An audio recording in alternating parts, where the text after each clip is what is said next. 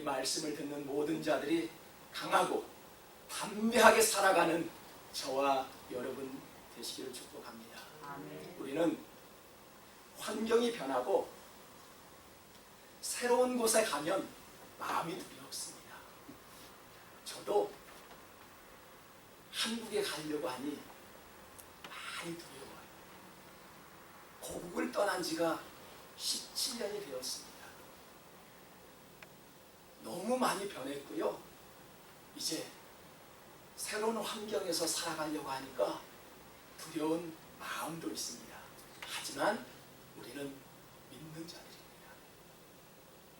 하나님께서 두려워하지 말라. 너희가 가는 곳에 내가 함께하리라. 강하고 담대하라는 그 말씀을 저와 여러분에게 주셨습니다.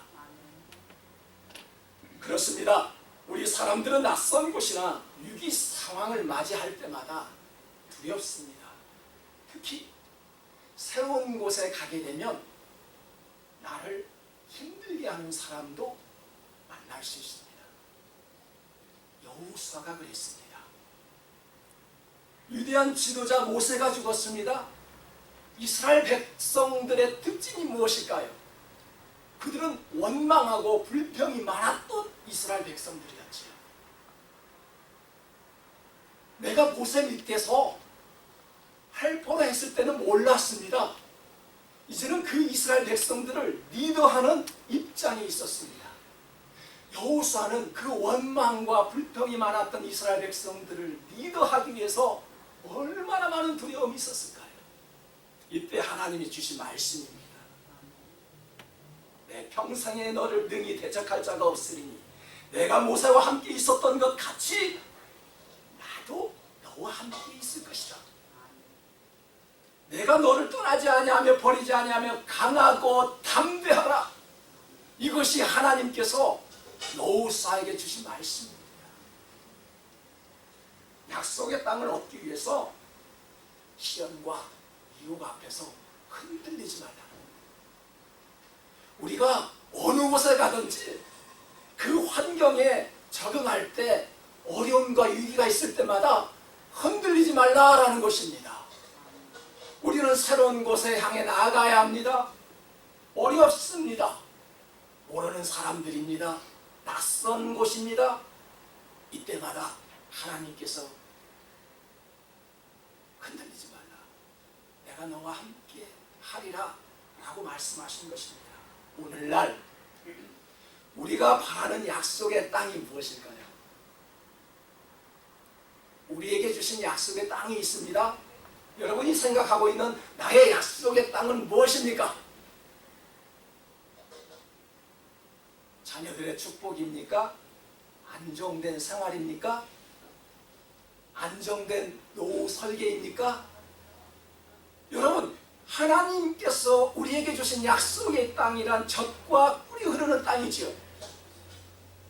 하나님께서 주신 우리의 약속의 땅은 내가 너희에게 지시한 땅으로 가는 곳이 약속의 땅이죠. 여러분, 우리에게 약속의 땅이 어디입니까? 미국입니다. LA입니다. 여러분의 가정입니다. 여러분의 직장입니다. 학교입니다. 그곳이 약속의 땅이랍니다. 그곳에 머물 때 예배하는 방향으로 나아갈 때 그런 환경 때문에 우리의 예배가 방해되지 않도록 지킬 때 그곳이 약속의 땅이 될 수 있는 것입니다. 성도 여러분,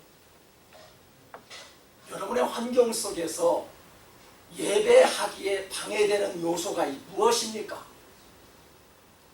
그 요소들을 완전히 제거할 때 우리가 머물 수 있는 그곳이 바로 약속의 땅이 될 수 있는 것입니다. 우리가 좀 더 강하고 담대하게 살아가야겠습니다. 하나님은 여호수아에게 이렇게 말씀하셨죠. 강하고 담대하라.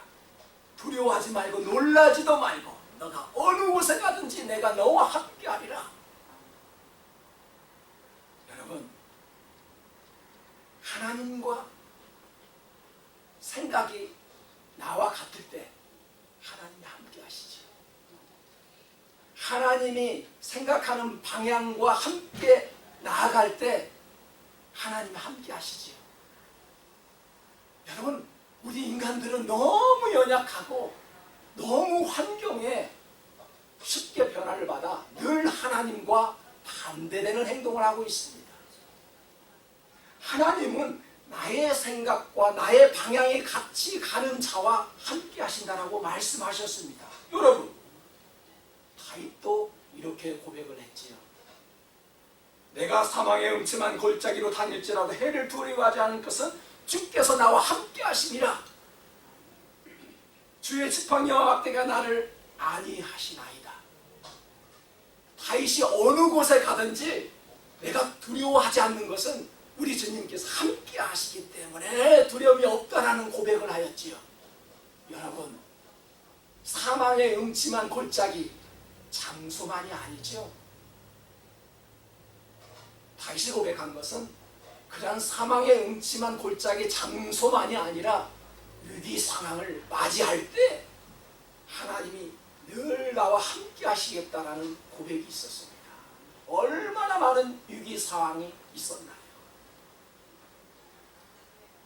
우리가 강하고 담대하기 위해서는 지난주에 아주 중요한 말씀을 드렸습니다. 말씀이 말씀되게 하고 말씀이 능력되게 할 때 하나님께서 나와 함께 하시는 것입니다. 신앙인은 올바르게 산다는 것을 어떻게 증명할 수 있을까요? 우리 신앙인들은 잘 사는 것이 아니라 올바르게 살아야 합니다. 누구나 다 잘 살 수 있습니다. 그러나 누구나 올바르게 살지는 않습니다. 우리 신앙인에는 더 하나님께서 주신 한 가지가 있지요. 믿음을 주셨습니다. 믿지 않는 사람들도 우리보다 더 도덕도 규칙도 더 잘 지킬 수 있습니다. 그런데 말입니다. 하나님께서는 우리에게 더 나아가 믿음을 주셨지요. 우리는 믿음으로 말미암아 구원받고 믿음으로 말미암아 살아가는 것입니다. 신앙인은 하나님의 선물인 믿음을 가지고 살아가지요. 이때 하나님이 함께 하시고 우리는 그 믿음을 가지고 나아갈 때 강하고 담대하게 살아갈 수 있는 것입니다. 여러분, 믿음이라는 것이 무엇일까요? 너무 쉽습니다. 믿음은 보이지 않는 것을 믿는 것이지요. 보이는 것을 믿는 것은 믿음이 아니지요. 이해되지 않는 부분을 믿는 것이지요. 여러분, 내가 그래 이해가 되네, 이때 믿는 것은 믿음이 아닙니다.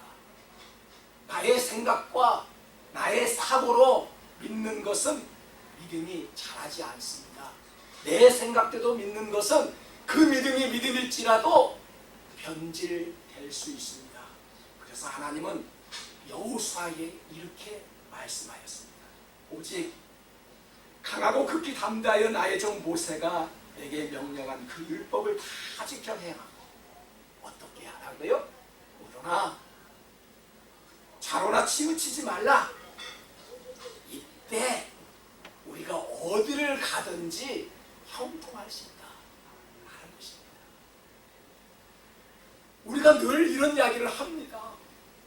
교회만 나가면 하나님이 지켜주신다. 내가 많은 헌금을 하고 교회에 나가서 많은 봉사를 하게 되면 하나님이 나를 지켜주신다. 우리는 그렇게 믿고 착각을 하고 있지요. 뭐라고 말씀합니까? 여호수아에게 어떠한 상황일지라도 절대 치우치지 마. 어떠한 일이 있을지라도 나만 바라봐. 그때 내가 너와 함께 할 거야.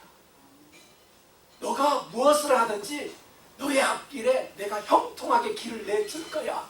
이것이 하나님의 말씀입니다. 이제 저와 여러분은 새로운 환경에 도전하게 됩니다. 우리는 주님의 말씀을 가지고 어느 곳에 가든지 강하고 담대해야 하며 낯선 사람을 만날 때에도 다윗이 가진 용기를 가지며 만군의 여호와 하나님의 이름으로 나아가기를 원하십니다. 사랑하는 성도 여러분, 우리는 중심을 가지고 절대 흔들리지 말아야 합니다. 이때 하나님께서 형통한 길로 인도하신다라고 말씀하셨습니다. 사람들은 한 입으로 두 말 하는 사람을 절대 좋아하지 않습니다. 앞에서는 천사의 말을 하지만 뒤에서는 딴 말 하는 사람과 함께 일하지 않습니다. 사람들은 변명하기보다는 좀 더 정직하고 솔직한 사람과 손을 잡고 일하고 싶습니다. 작은 약속이라도 지킬 줄 아는 그런 사람들과 하나님은 일하시고 우리 사람들도 좋아합니다. 성경에서도 하나님의 말씀을 지키는 자가 복이 있다라고 말씀하셨고, 한 사람이 두 주인을 섬기지 못할 것이니 너희가 하나님과 재물을 동시에 섬기지 못하느니라 라고 말씀하셨습니다. 우리는 두 가지를 다 섬길 줄 안다라고 이야기하지요. 하지만 하나님은 한 가지만 선택하라고 말씀합니다. 오늘날 돈이 얼마나 중요합니까? 돈이 없으면 하루로 움직일 수 없는 세상입니다. 그 좋은 돈을 버리고 하나님을 따르라 하면 누가 하나님을 따르겠습니까? 몇 명이나 될까요? 부자 청년도 너의 재산을 팔아 가난한 자에게 주고 나를 따르라 할 때 그 부자 청년은 그냥 뒤돌아서고 말았습니다. 성도 여러분, 오늘날 돈은 힘이 세고 굉장히 강합니다. 돈 없으면 꼼짝 못하는 세상입니다. 그러나 우리는 이 말씀 앞에서 분명한 태도를 가져야 합니다. 이 말씀 앞에서 확실한 대답을 할 수 있어야 합니다. 걱정하지 마십시오. 재물을 취하면서 하나님을 섬길 수 있습니다. 어떻게 해요? 돈의 노예가 되지 말고 하나님의 종으로 살 때 가능합니다. 보이는 돈을 내가 따라가는 것이 아니라 돈이 나를 따라오게 하면 됩니다. 하나님보다도 더 돈을 사랑하는 것이 아니라 돈보다도 더 사랑하는 것이 나는 하나님입니다라고 고백할 때 우리는 재물을 동시에 취하면서 살아갈 수 있습니다. 성도 여러분, 돈의 노예로 살지 않을 때, 그리고 하나님의 종으로 살 때 우리는 가능하지요. 이때 놀라운 일이 벌어집니다. 이 율법책을 내 입에서 떠나지 말게 하며 주야로 그것을 묵상하여 그 안에 기록된 대로 다 지켜 행하라. 꼭 대답을 하시지요. 그리하면 내 길이 평탄하게 될 것이며 너가 형통하리라. 성도 여러분, 하나님은 조건을 붙이십니다. 누구에게나 함께하는 것이 아니지요. 이렇게 하면, 나만 섬기면, 우상을 섬기지 않고 나만 바라보면 우리의 길을 형통하게 열어주시고, 나를 위해서 무언가 하면 너의 가정을, 너의 경제적인 능력까지도 내가 함께 할 거야.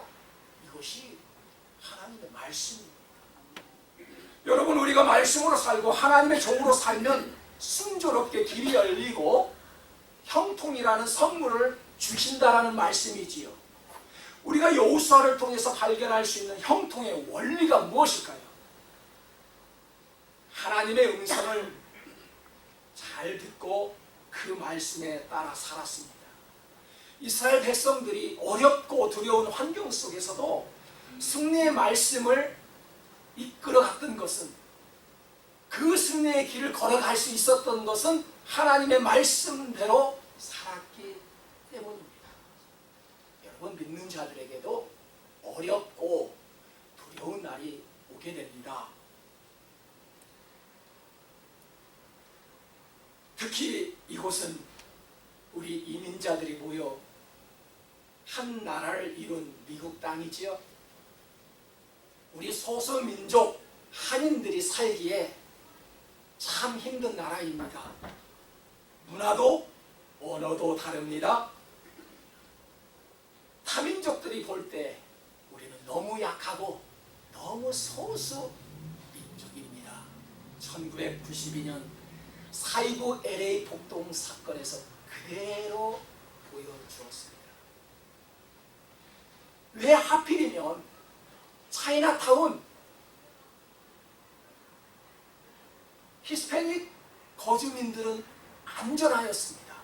그런데 왜 한인들만 피해를 보았을까요? 신기하게도 백인들이 지나가는 골목은 차단하고 한인들이 통하는 골목은 활짝 열어놓아 이 흑인들이 한인들의 길목으로 들어갈 수 있었습니다. 온통 피해를 본 것은 우리 한인들밖에 없었죠. 이때 우리 대한민국에서 미국에게 강력한 항의를 하였지요. 왜 그렇게 하느냐고. 이때 한미 관계가 매우 좋지 않았습니다. 여러분, 우리는 강해져야 합니다. 사실 우리 민족은 매우 강한 민족이지요. 수많은 외세의 침략으로부터 우리의 힘으로 막아냈지요. 그 작은 나라에서 굉장히 많은 전쟁을 우리는 치룬 민족이지요. 그래서 우리는 강합니다. 동량하였던 그런 민족이, 구걸하였던 민족이, 원조를 받았던 그런 민족이 이제는 우리 민족이 나누어지지요. 베풀어지지요. 심지어는 전쟁 무기까지 수출하는 나라가 되었고요. 10대 경제 대국에 속한 강한 나라가 되고 말았습니다. 여러분, 우리 민족은 강합니다. 성경에서도 강하고 담대하라, 두려워하지 말며 놀라지도 말라고 하였습니다. 우리가 어떻게 하면 강하게 살아갈 수 있을까요? 우리가 어떻게 하면 어려움과 두려움을 극복하며 살아갈 수 있을까요? 강함이 무엇일까요? 생각해 보세요. 그래, 나는 강한 자가 되어야 할 거야. 강한 자가 여러분이 생각할 때는 무엇일까요? 힘이 세면 강합니까? 주먹에 힘이 세면 강한 자라고 말할 수 있을까요? 돈이 많으면 그 사람이 강한 자일까요? CEO면 권력을 쥐고 있으면 그가 강한 자일까요? 성경은 그런 거 보지 않습니다. 강한 자란 악에 지지 말고 선으로 악을 이기는 자가 강한 자라 말씀합니다. 여러분, 저는 예수님을 믿고 변화된 거 하나가 있습니다. 13년째 이민 목회를 하면서 변화된 것이 하나가 있었습니다. 저는 말씀을 선포할 때마다 우리 성도님들이 많은 변화가 있기를 바랬지만 진작 되돌아보니까 제 마음이 강했던 사람이 이제는 성경적으로 강해지더군요. 우리가 생각하는 그런 사회적으로 강함이 아니라 이제는 성경적으로 내가 많이 강해졌구나. 절대 악에 지지 말아야 되겠구나. 그런 놀라운 경험을 해보았습니다.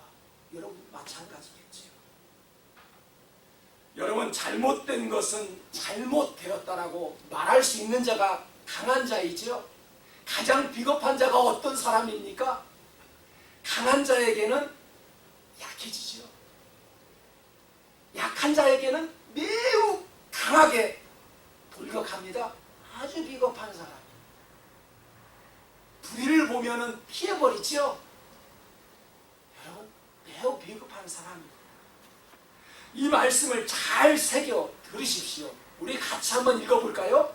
악을 선하다 하며 선을 악하다 하며 흑함으로 광명을 삼으며 광명으로 흑암을 삼으며 쓴 것으로 단 것을 삼으며 단 것으로 쓴 것을 삼는 자는 화 있을진저. 성도 여러분, 악을 선하다 말하고 선을 악하다 말하는 것은 하나님 백성으로서의 정체성을 잃어버린 것입니다.